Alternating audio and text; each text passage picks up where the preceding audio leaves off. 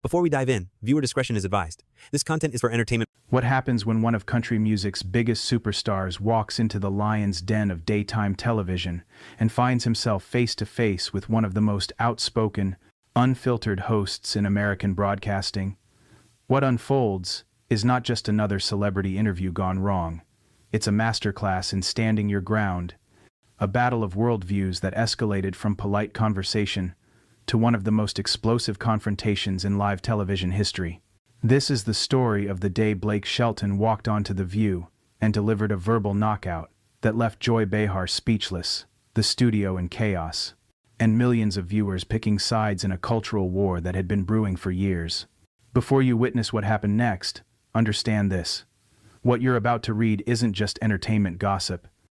This was a defining moment when the mask came off, when Hollywood polish gave way to raw, unfiltered truth, and when a country boy from Oklahoma reminded the entire entertainment establishment exactly who he was and who he would never be.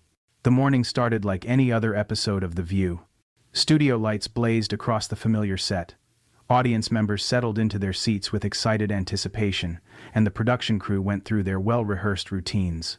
Blake Shelton was scheduled as the guest of honor, there to promote his latest album and discuss his upcoming tour dates across America.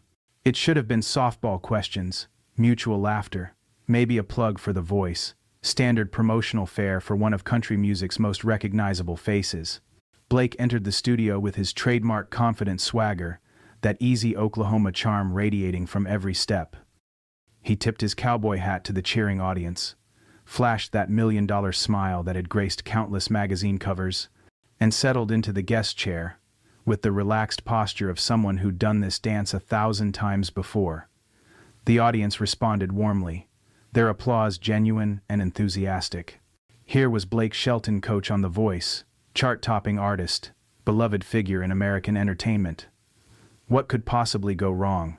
The other hosts greeted him warmly. Whoopi Goldberg offered her customary professional welcome. Sarah Haynes smiled brightly, clearly excited about the musical guest.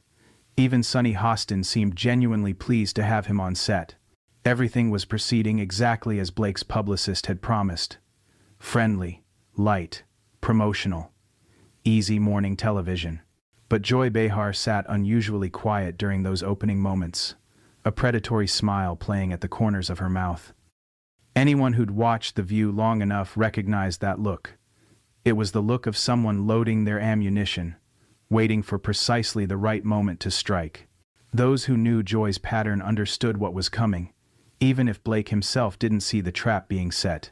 The first few minutes of conversation flowed smoothly.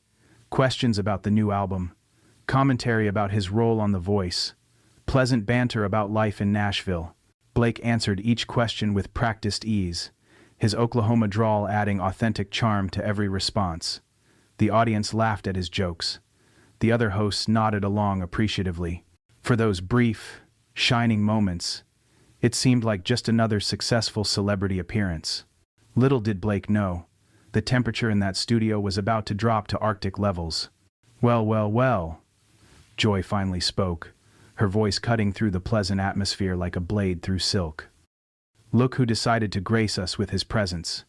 She leaned forward slightly, that razor-sharp smile widening. Blake Shelton, the voice of rural America. Or should I say, the voice of a very specific part of rural America. Blake's smile never wavered, but something shifted in his eyes. A slight narrowing, a subtle recalibration. "Good morning to you too, Joy," he replied, his tone still friendly but with an edge of caution. "Always a pleasure to be here with you lovely ladies." "Oh, cut the charm offensive, Blake," Joy shot back, waving her hand dismissively. She was leaning forward now, fully engaged, her entire body language shifting from casual observer to active prosecutor. "Let's talk about your recent comments about small-town values. You seem to think that living in a small town automatically makes someone more moral, more patriotic, than the rest of us city dwellers." The other hosts exchanged glances. The audience, so buoyant moments before, fell into an uneasy silence. Whoopi Goldberg, ever the professional mediator, attempted a gentle redirect. "Joy, maybe we should." But Joy, was just getting started. I never said that, Joy, Blake replied, his Oklahoma drawl becoming more pronounced, a tell that anyone from his world would recognize. What I said was that small towns teach you certain values: community, helping your neighbors, working hard for what you have. I didn't say anything about being better than anyone else. Oh, please, Joy waved her hand again, her voice dripping with dismissiveness. That's exactly what you implied. You country music stars love to paint yourselves as the real Americans, while the rest of us are what? Fake Americans? We're just as American as you are, Blake. Blake's jaw tightened imperceptibly. His hands, which had been resting casually on the armrests, pressed down slightly harder. But he kept his composure, maintained that professional veneer. Joy, I think you're putting words in my mouth that I never said. I respect people from all walks of life, whether they're from New York City or from a town with 3,000 people. Do you, though? Joy pressed on, her voice rising slightly, gaining momentum like a storm building on the horizon. Because your music, your whole persona, it's built on this idea that real America is somewhere out there in the heartland. And places like New York, places like where I grew up, somehow don't count. The studio air grew thick with tension. You could cut it with a knife. The audience was dead silent now, sensing they were witnessing something far beyond typical daytime television fodder. Camera operators glanced at each other nervously. In the control room, producers were already frantically signaling, uncertain whether to let this play out or cut to commercial. Sarah Haynes attempted to jump in with a question about Blake's music, trying desperately to steer the conversation back to safer waters. But Joy wasn't finished, not even close. You know what bothers me most about this whole small-town superiority complex? Joy continued, her hands gesturing emphatically, her entire being now locked onto Blake like a missile on its target. It's that you get to sit there and judge the rest of us while making millions of dollars singing about pickup trucks and dirt roads. You've been living in Hollywood and Nashville for decades, Blake. When's the last time you actually lived in one of these small towns you're always singing about? Blake's relaxed demeanor began to shift. His shoulders straightened, his spine grew rigid. For the first time since sitting down, he looked genuinely annoyed, not just defending himself, but personally affronted. The easygoing country boy was starting to crack, and something harder, something more dangerous, was beginning to show through. Joy, Blake said, his voice controlled but with steel underneath. I may live in Nashville now, but I haven't forgotten where I come from. I was raised in Ada, Oklahoma. Population, 12,000. My dad worked construction. My mom was a beauty shop owner. I know what it's like to grow up in a place where everybody knows everybody. And now you're worth hundreds of millions of dollars. Joy shot back without missing a beat, her voice rising with each word. You've got mansions in multiple states, private jets, the whole 9 yards. Don't you think it's a little disingenuous to keep playing this common man card? Blake's famous smile, that easy, disarming grin that had charmed America for decades, finally cracked. Shattered, really. You know what, Joy? His voice had changed entirely now. Gone was the promotional tour politeness. This was something raw, something real. Just because someone becomes successful doesn't mean they forget their roots. I've been blessed, absolutely. But that doesn't change who I am or where I come from. And I'm proud of where I come from. Proud enough to exploit it for profit? Joy retorted, leaning back slightly, clearly enjoying the reaction she was getting. Her eyes were bright with the thrill of the chase. Your whole brand is built on this mythology of simple country folk versus sophisticated city people. It's divisive, Blake, and frankly, it's getting old. The tension in the studio was palpable now. Electric. Crackling. Every person in that room could feel it, the point of no return approaching fast. Whoopi tried once more to steer the conversation in a different direction, her voice carrying a note of warning. Maybe we should talk about the tour. But Blake was no longer interested in playing nice. Exploit it? Blake repeated, his voice rising for the first time, genuine anger bleeding through his professional facade. Joy, I write and sing about my life, my experiences, the people I grew up with. That's not exploitation. That's authenticity. And if you can't tell the difference, maybe that says more about you than it does about me. The studio gasped. An audible, collective intake of breath.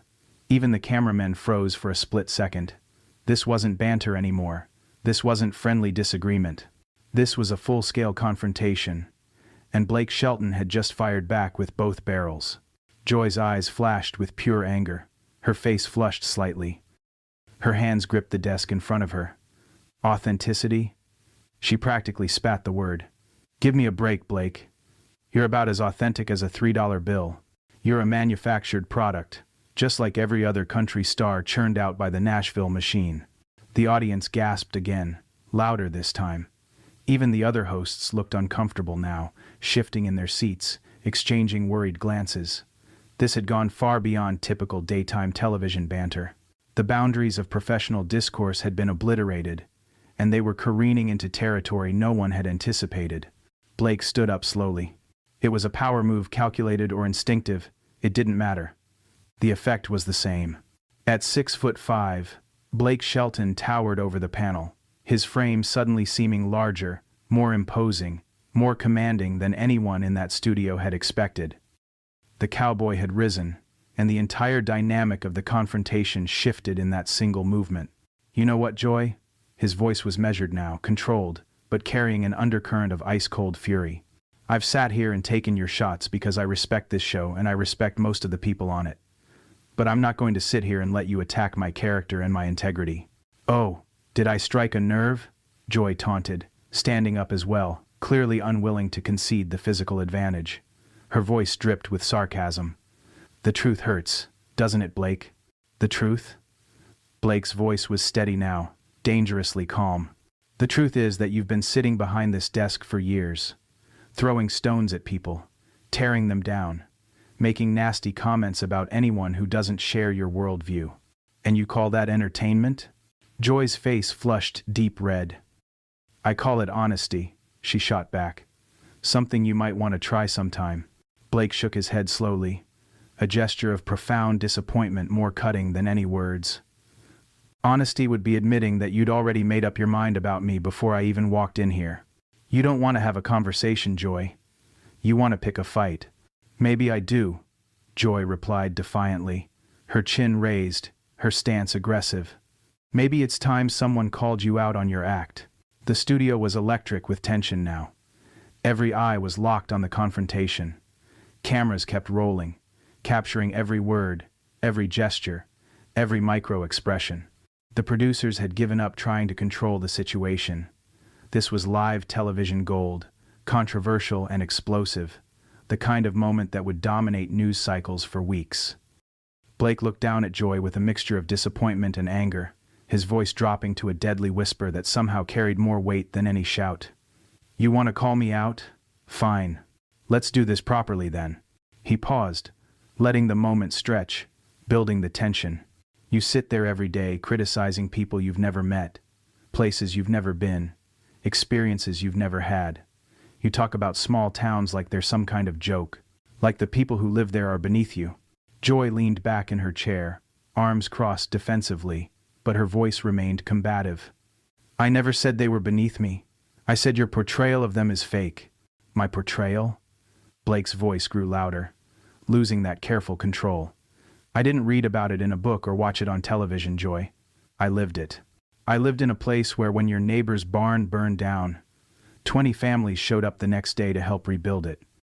Where when someone got sick, the whole community rallied around them. That's not fake. That's real life.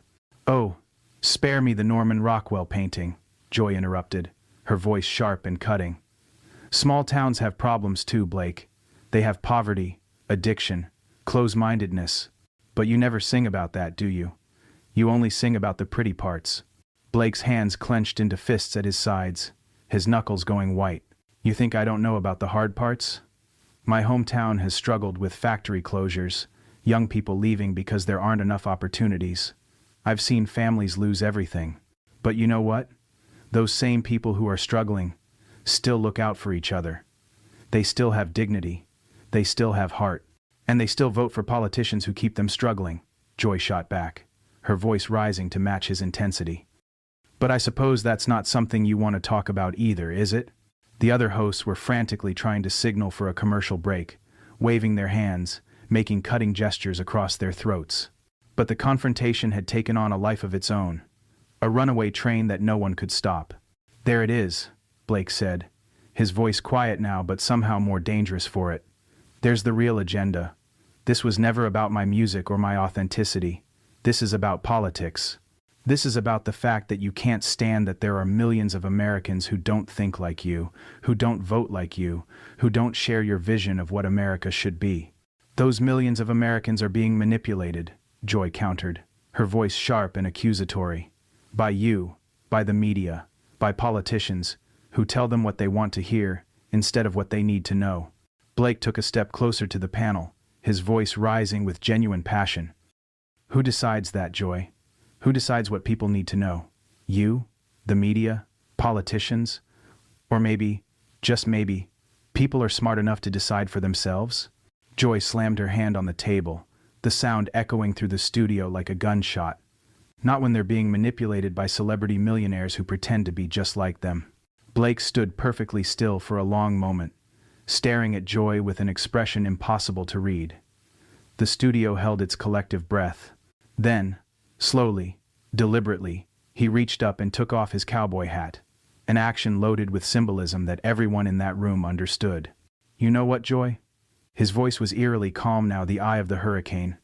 "You're absolutely right about one thing. I am a millionaire. I do live a different life now than I did growing up." He placed his hat on the table in front of him with deliberate precision, the gesture carrying more weight than any shout could have. "But there's one thing you're dead wrong about." His eyes locked onto Joy's with laser intensity. "I've never pretended to be anything other than exactly who I am. I've never lied about my success. I've never hidden my wealth. I've never claimed to be something I'm not." He paused, letting the question hang in the air like a blade. "Can you say the same?" Joy's face went pale. The color drained from her cheeks, as if Blake had physically struck her. "What's that supposed to mean?" Her voice was smaller now, uncertain for the first time. Blake's smile was cold as ice, devoid of any warmth or humor. "It means maybe before you start lecturing other people about authenticity, you should take a long, hard look in the mirror." The studio fell into an uncomfortable silence. No one moved. No one breathed. Even the camera operators seemed frozen, uncertain whether to keep filming or look away from what was happening. Joy's face cycled through several emotions: shock, confusion, anger, and finally settling on pure, undiluted rage. "How dare you?" she whispered, her voice trembling with fury. "How dare you come onto my show and attack me personally?" Blake picked up his hat and placed it back on his head with slow, deliberate movements, each gesture carrying symbolic weight. "Joy, this is The View, not the Joy Behar Show. And I'm not attacking you personally. I'm responding to your personal attacks on me. You think you're so clever, don't you?" Joy's voice was getting louder again, shriller, losing the controlled venom from earlier. "Coming in here with your folksy wisdom and your aw shucks routine. Well, let me tell you something, cowboy. I've been in this business longer than you've been wearing that ridiculous hat." Blake's eyebrows raised slightly, a hint of genuine amusement crossing his face. "This business? You mean the business of entertainment? Because last I checked, we're both entertainers, Joy. The only difference is, I don't pretend my entertainment is more important than anyone else's." "My entertainment?" Joy stood up straighter, her voice reaching a crescendo. "I inform people, Blake. I educate them. I help them understand the world around them." "What do? You help them escape from reality." "And what's wrong with that?" Blake asked, his voice calm in stark contrast to Joy's escalating volume. The juxtaposition made his words cut even deeper. "What's wrong with giving people a few minutes of happiness? What's wrong with helping them forget their troubles for a little while?" Joy laughed bitterly, the sound harsh and ugly. "Because while they're forgetting their troubles, those troubles are getting worse. While they're listening to your songs about simpler times, the world is passing them by."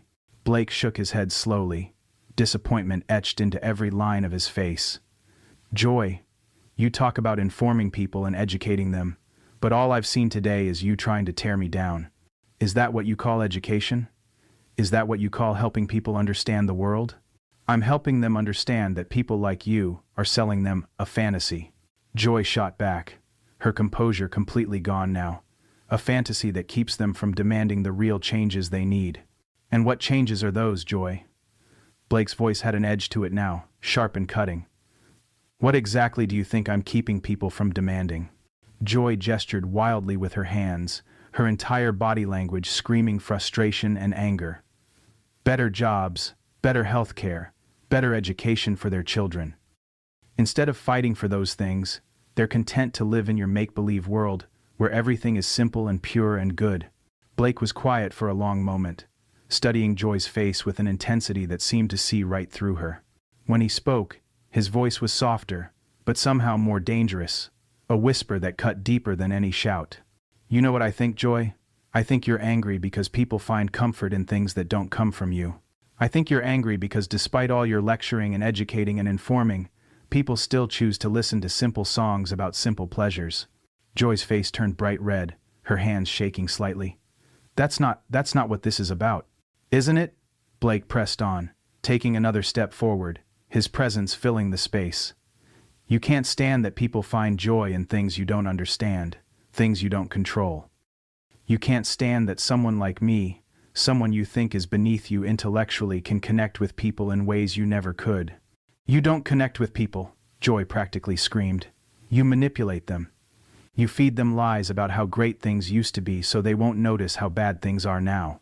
Blake's laugh was harsh, bitter, nothing like his usual warm chuckle. Joy, I've never once said things used to be better. I've never said people should go backward. I sing about appreciating what you have, about finding happiness in your family, your friends, your community. If that's manipulation, then I guess I'm guilty. You are guilty, Joy said, her voice breaking slightly, tears of frustration threatening to spill. You're guilty of keeping people satisfied with less than they deserve. Blake stared at her for a long moment, something shifting in his expression, not pity exactly, but a kind of sad understanding. Then slowly, he began walking toward the edge of the set. You know what, Joy? His voice was tired now, worn down by the confrontation. I came here today to talk about my music, to have a conversation with you and your colleagues. But clearly, you had a different agenda. Where are you going?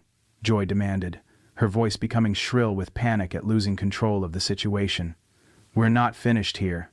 Blake stopped and turned back to face her, his expression unreadable. Yes, we are. Because there's no point in continuing this conversation.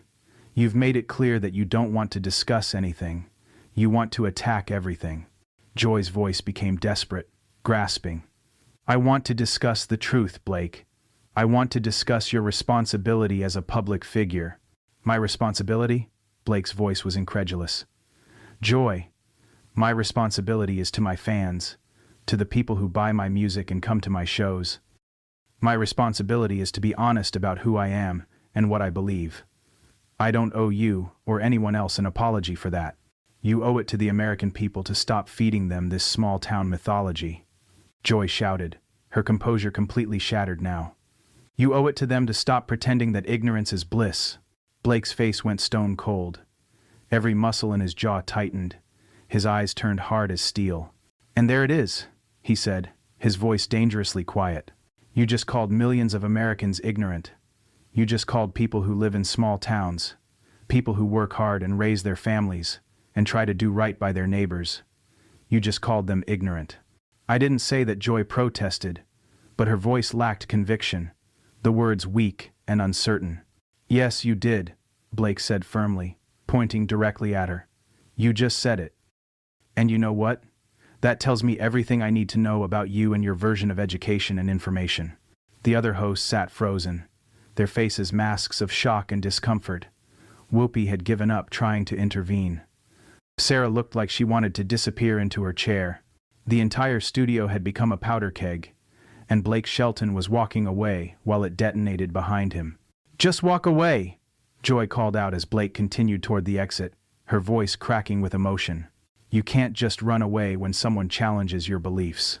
Blake stopped one final time. He turned back to the panel, his cowboy hat shadowing his eyes, his stance wide and solid. Joy, You haven't challenged my beliefs. You've insulted me. You've insulted my fans. And you've insulted millions of Americans who don't happen to share your worldview. That's not a challenge. That's just mean-spirited." "The truth is mean-spirited sometimes," Joy replied defiantly, lifting her chin in one last show of defiance. Blake nodded slowly, as if accepting that statement. "You're right about that. And the truth is this. This show used to be about different perspectives having a conversation. Now it's apparently about one perspective shouting down all the others." With that devastating final observation, Blake Shelton turned and walked off the view set.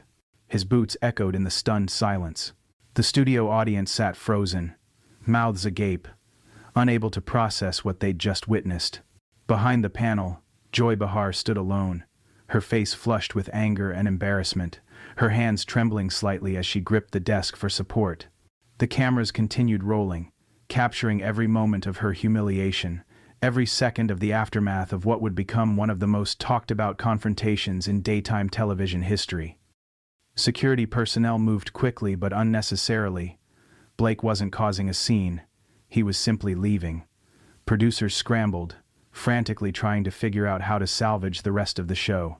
The control room erupted in controlled chaos, voices overlapping, everyone talking at once about what had just happened, and what it meant for the show, for the network, for everyone involved. The heated exchange had lasted less than 20 minutes from start to finish, but those 20 minutes would be replayed, analyzed, debated, and discussed for years to come. Clips would go viral within hours.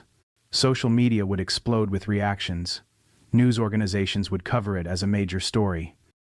And America would be divided once again, not just about politics or geography or values, but about who was right in that studio confrontation, and what it revealed about the deeper fractures in American society. What started as a routine promotional appearance became a cultural flashpoint, a moment when the carefully maintained illusions of polite entertainment were stripped away and replaced with raw, unfiltered confrontation. Blake Shelton walked into that studio as a country music star there to sell an album. He walked out as something else entirely, a symbol of defiance against coastal elitism, a representation of millions of Americans who felt constantly judged and dismissed by the entertainment establishment. And Joy Behar, who had started the day thinking she would expose a hypocrite, ended it, having revealed something about herself that no amount of spin could entirely erase. Was Blake right to walk off? Did Joy cross a line that should never have been crossed? Did the confrontation reveal fundamental truths about American society? Or was it just another manufactured controversy in the endless cycle of outrage-driven content? The answers depend entirely on who you ask, where they're from, and what they believe about the America we live in versus the America we imagine ourselves to be.